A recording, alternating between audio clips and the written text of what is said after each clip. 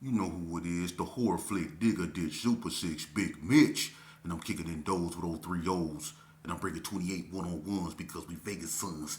It's the Chronicles. And you in the Meadowlands. Yeah, you in the Meadows, man. And you already know what made me. 530. Dude, what that mean? Oh, that dude, the desert baby. Hubba dub, scrub, y'all see them things, 22-inch gold Dana things, and these could never be my claims. Big Bolo Yang, man. Nah, I'm just playing. Welcome to Vegas Chronicles with the whole Super Six, Digger Ditch, Big Mitch. And today, like any other day, y'all know what we do, man. Come on, don't act like you new to this now. We keep actual factuals with no additives and no preservatives, just raw and uncut. Like what? Like summer sausages and crackers. Shout out to everybody that's been supporting my platform, man. Let's get right into it. First and foremost, man, let me say, man, I'm gonna send a special shout out to, man, my big Brody, man. I had a very productive conversation with a legend, man. Mad Meech, man. Imagine that. Man, that brother called me, man, and you know, it makes me, I feel so humbled to know that people like him, Blue Mile, Carl Wesley, so on and so forth. People like that support what I'm doing, man, and recognize the positivity in what I'm doing, man. And when I talk to that brother, man, so much stuff resonated with me, you know. I mean, I've been knowing him my whole life, and a lot of people don't know, his story. And I'm gonna let him speak on his story. I'm gonna bring him on in the studio and let him spit his history, man. And y'all can learn a lot from that brother, man, because that brother right there been through a lot, man. I can say a lot about Mad Meech, man, and what he been through. But one thing I will say, I love the transformation foremost that brother made. He made one of the most beautiful transformations I ever witnessed. You know what I mean? I mean, to give his life to God the way he did and recognize, the maturity, mental maturity above all, man. That's a blessing, man. But me and him touched a lot of bases, man, and we got a lot of things in common. We both got in the game at an early age, man. You know what I mean? And we both, like he said, we loved our neighborhoods more than we loved ourselves, and we rolled for that. And we both stood on that, man. But I want y'all to hear his story because it's so powerful, man. And a lot of people can learn from him, man.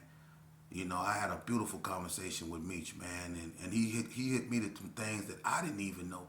And it's like the puzzle coming together, you know. And he taught me a lot, in that conversation, and I would put it out there, but I'm gonna let him put it out there because it'll sound so much better coming from him. Like when it comes to the first Crip gang on the west side, a lot of people didn't know, and I didn't know because no one ever really asked me who was the first Crips on the west side. The GQs was the first Crips in the north, but who was the first Crips on the west side? And he told me it was the OGs, which was Serpo them. And that makes sense because Serpo them used to be in the Gerson. I didn't know him personally, but I knew of Serpo and Tiger and all them. They used to, be in the Gerson. And I remember the situation with Serpo and the guns. He stole some guns from the Gersons and moved to Henderson. But that's a whole nother story. But Meech, he hit me to a lot of stuff. Like, the first, one of the first, Gersons to really be unalived, was Booger older brother John Lee. I didn't even know that. See, that's history that I didn't even know. Cause this before I was born. So shout out to Big Meech, man, and I can't wait for me and you to get in the studio, man, and put this down, man. It's gonna be a beauty, you know what I mean? He was like I say, listen, I grew up with bread, and I always talk about bread, right? And let me tell you something about bread. Bread didn't fear nothing. He didn't. But it was 2-3 dudes that he took serious. Because he went to war with them. And that was Torture Chamber, Tony Poole, and Mad Meech. He took them serious. Real serious. So that tells you about Mad Meech.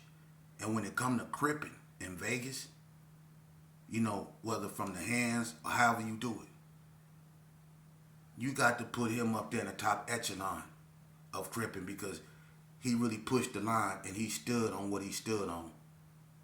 But that's neither here or there because this is not the glorification of nothing. I'm just simply speaking on the man who made a beautiful transformation that got a story like mine that's older than me that can help connect this puzzle, and he's all for it. So shout out to Mad Meech, man. That's a good brother, man, and he doing positive things, and I salute that brother, man, because we both come from a dark place, man, and for us to be in the light right now and being able to stand in front of y'all and talk and be able to smile and laugh and look at ourselves and in all our humility, and still be able to function, man, that's a blessing from God, man. So we both recognize that, so shout out to that brother. Moving on, man. I want to say something, man. A lot of people wonder why I don't, interview a lot of my so-called homeboys, or why they don't be on a platform and what's going on with that. Well, I'm going to be honest with you. I conversate with some that's doing positive things. But for the most part, a lot of those dudes, I don't mess with them. I'm going to be honest with you.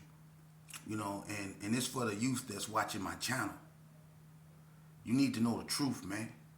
I don't mess with the majority of my so-called homeboys because I learned a long time ago in prison that they really wasn't my homeboys, and I don't mean nobody, no disrespect. I'm just calling it how I see it. I was the one stabbed up in prison, and I'm not finna go on no rant about what happened to me because I made decisions that put me in that situation. So at the end of the day, I'm solely responsible for what happened to me. But at the same time, the people that I thought was solid, they wasn't solid, And still, at the end of the day, that's my fault. You see, if you look at your inner circle, and somebody once said this, and you don't get inspired, then that's not a circle, that's a cage. And I was in a cage because I surrounded myself with the wrong people. And I'm going to be honest with you. I stood on what we stood on. We was banging. That's what we was doing. Okay. But I'm going to tell you something. I went in that penitentiary system and I seen a whole nother world, and it came, and I came to the realization that, these cats that's supposed to be my homeboys, they wasn't my homeboys, man. They wasn't. And I'm not finna go out and get to just pointing fingers and talking about no names and nothing like that. But they know who they are because they still don't like me to this day. And I don't lose 1 ounce of sleep over it neither. But you know why I don't? Because them same cats that don't like me, let me explain something to you. I was the reason they was able to walk the yard. I was the reason they was able to walk the yard. And you ain't got to ask me. You can ask the North and you can ask the Bloods. I was the reason they was able to walk the yard. Not just me, but I was one of the main reasons they was able to walk the yard. Listen, look, youngster, I'm going to tell y'all a scenario, right? This happened. It was a situation involving a whack, right? I was up at NNCC. I wasn't even in the game no more. I was getting ready to go home. I was really focusing on that, man. I had did so much and accomplished so much that I was riding a wave of elevation unlike I ever witnessed, man. I was on my way to going home, man. Seriously, after doing 18, 19, almost 20 years in prison, I was finally getting to go that taste of freedom. Do you know how that feel after being locked up so long? So I didn't want nothing to do with that madness, and people knew that. But it was a whack that came to NNCC, and this was in 2010. I'll never forget it. And he ran off High Desert State Prison Yard because he let his OG get knocked out by a Cali boy. And y'all know who I'm talking about because it was Tony Hines that got knocked out. So the whack got sent, the little whack, and I ain't gonna even embarrass you, see? That's the difference between me and other people. I'm not going to even embarrass you. But the whack I sent to NNCC, they ran him off the yard, right? He let his big homie get knocked out and didn't do nothing. So they want him now. So he running scared. He up at NNCC with me, right? So a kite came up there. They bring the kite to me. I don't read kites because I don't take orders. But the kite came up to him, up there basically saying he was supposed to be dealt with because he let the big homie get knocked out. So he's sitting up over there, eyes this big, scared to death, don't know what's finna happen to him. And they finna do him. They finna get him. It was like 6, 7 Gersons on the yard. They finna get the boy. Right there by the coffee shop. I walk up. I'm on my way to the weigh pile. I'm in my own world with some glasses about this thick. Look like they took some 40-ounce bottles and cut them up in half and just put them in some frames. I'm walking through the yard with them some thick bifocals on. Can't even see out of them. But look, I ain't bothering nobody. I go up there. They come to me with this bull, telling me stuff I don't want to know. Such and such, let the homie get knocked out. What homie? What they got to do with me? But anyway, they telling me they finna get the dude. He over there scared to death. I look at them. I look at him. I said, what y'all talking about? What kite? They showed me the kite. They give it to me. You think I'm finna be squinting trying to... look what I did. I ripped the kite up. I raised my right hand to God. I ripped it up. See, that's what I was man enough to do. I ripped it up. And I told them they ain't gonna do nothing to that dude.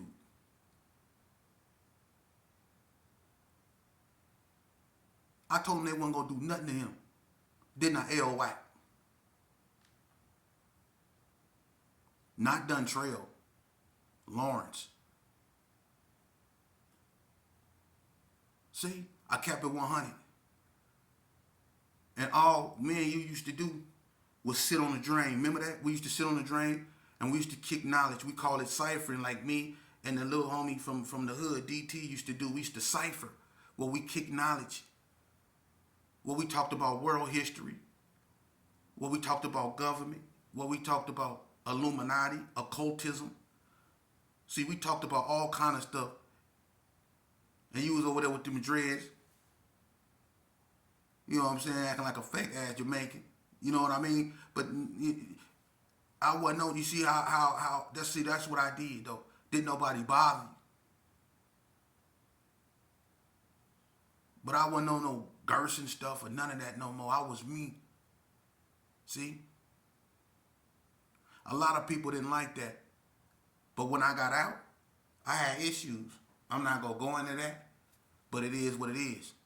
But I don't mess with my homeboy because I see how fake that stuff is, man. It's fake. It's fake. It's fake, man. I had a look. I used to be the right-hand man to a legend. A legend. Everybody was scared of this dude. Especially in the penitentiary. Everywhere he went, he ran the cop. He ran the Gersons. Everywhere he went, he was the honcho. He R.I.P. right now. But everywhere he went, he ran the G's. He was ferocious. This dude was known for sticking hangers up in dudes, all kind of stuff, man. He was ferocious. But you know what? I found out in Indian Springs, he was an informant. He was an informant. You hear me, youngster? He was the leader, but he was an informant. Everywhere he went, he was an informant. And I witnessed it. But he wasn't the only one. See, y'all think when y'all go to prison that validates you.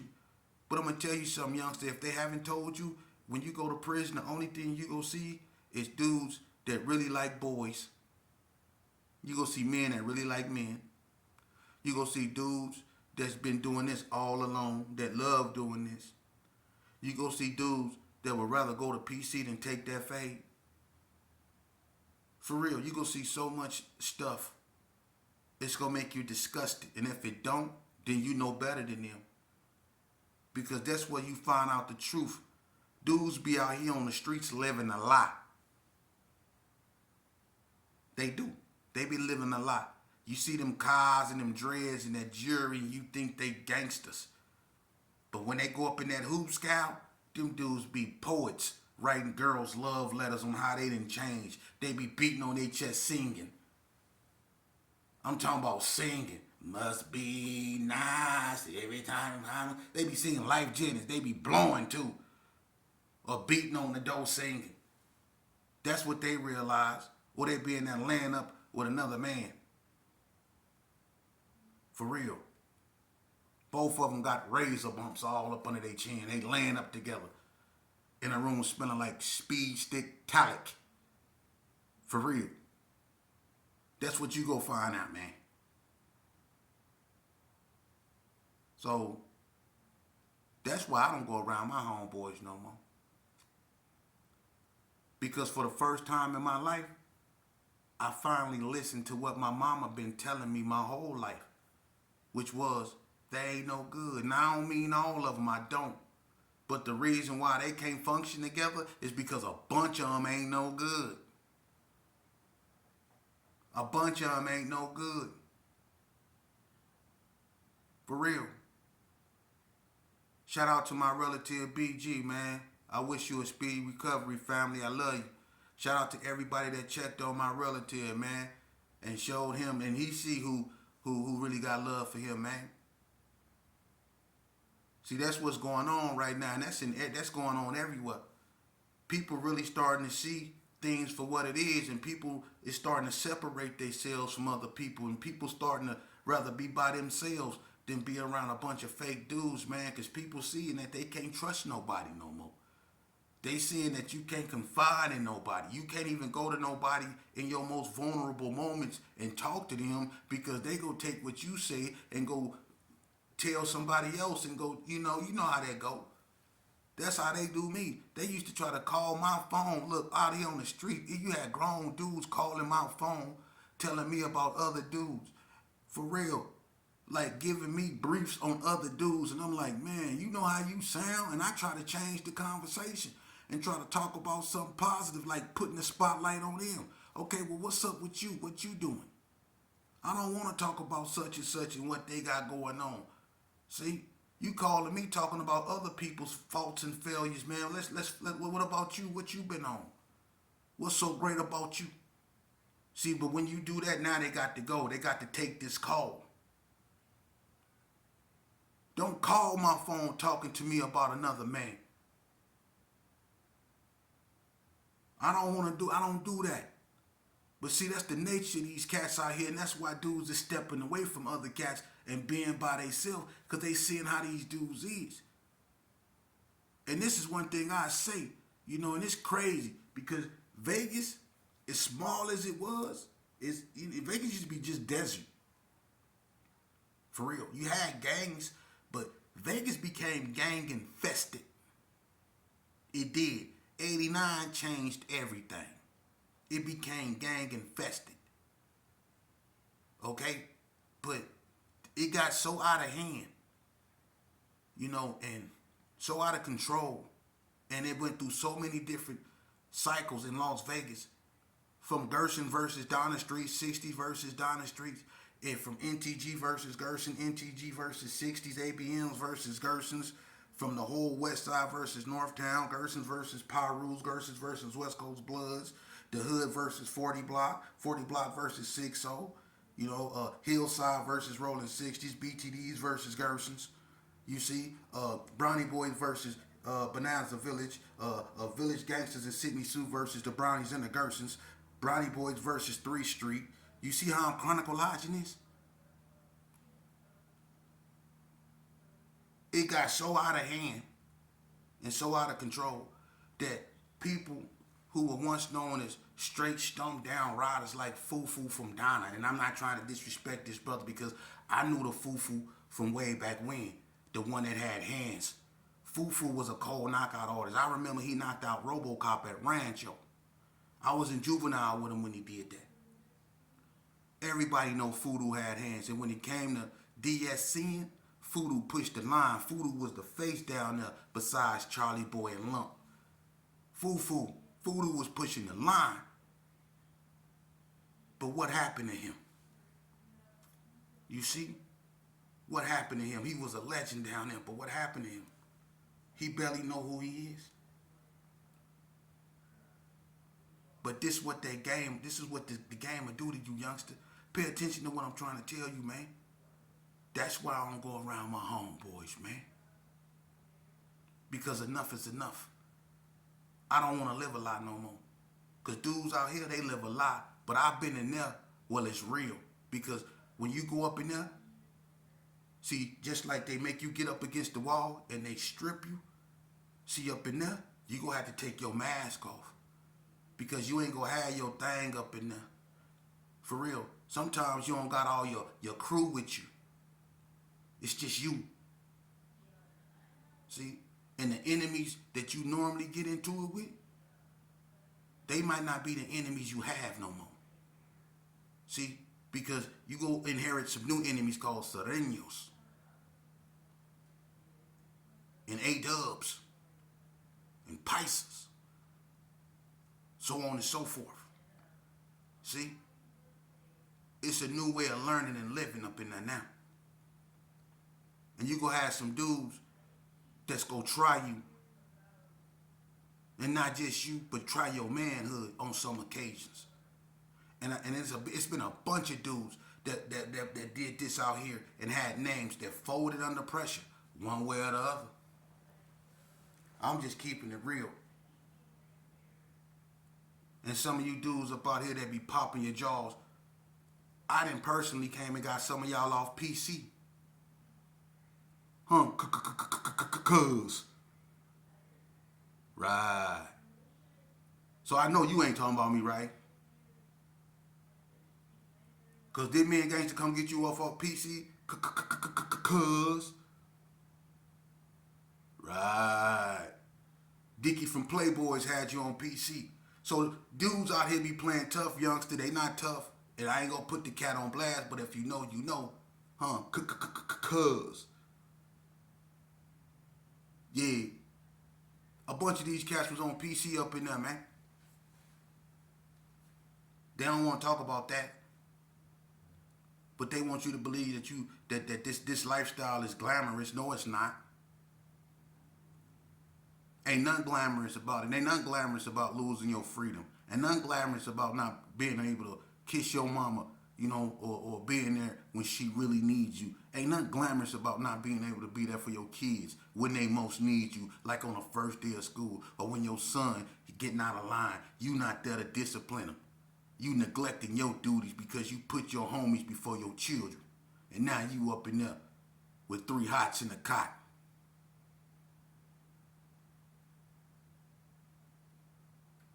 But that's gangster, right? That's gangsters. See, the real gangsters, they been left this alone. Because they realize they lucky to still be here. They seen where they homeboys ended up at, people that they love. And they see the fakeism. They don't want nothing to do with this no more. And them dudes been locked up. It ain't like they done got soft and they scared. They just tired of getting wounded. They tired of losing what they freedom. They tired of sacrificing they for shows for other people's maybes. See, they don't want nothing to do with this no more. They done got out the way because they see how fake this is. That's a true statement when people say some people only pat you on the back to look for a soft spot to stick the knife in. For real, man. And you got so many dudes that's quick to say, I love you. And I tell you all the time, you have to listen. Listen to some of them cats when they tell you, I love you, homie, and you will hear the hiss at the end of it. You will hear, just listen. They'll say, I love you, homie.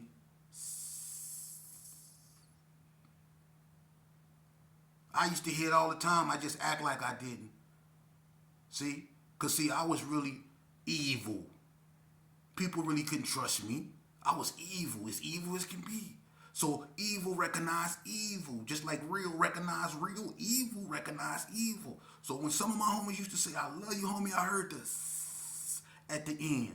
Because I'm pretty sure when I said to some of my homeboys, I love you, homie, they heard the s in my voice because I was a snake just like them. I'm just man enough to admit it. Some of them cats still snakes. I don't want to slither on my stomach. I'd rather walk upright like God intended me to because I'm an upright man. And so are you, youngster. Being a thug, listen, you rather be an educated young black male. Being a gangster, take you down a notch. Being a thug, that takes you down a notch. You know? Being all this street, that stuff takes you down. That takes you out of your nature. That takes you away from what your mother brought you into this world to be. She didn't raise you to be no gangster. She didn't. And when we call ourselves stuff like that, that's giving credence to that 3/5 of a human bull crap that they got up in the, you know what.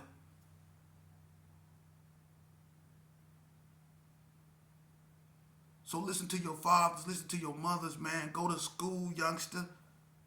Prison is not a college. That's not where you go to get educated, but unfortunately, far too many of us have. But let me be the first to tell you, because I'm a graduate from, that university. And I'm also a graduate from